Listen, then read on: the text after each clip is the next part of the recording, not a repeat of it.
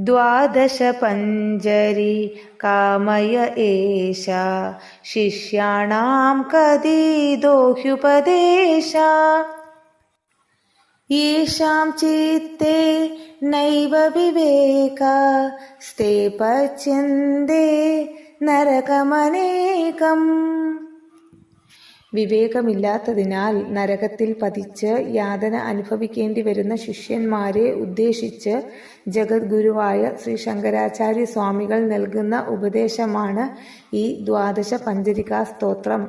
ഇതിൽ പ്രതിപാദിച്ച തത്വങ്ങൾ അനുസരിച്ച് ജീവിച്ചാൽ ജീവിതം ധന്യമാകും.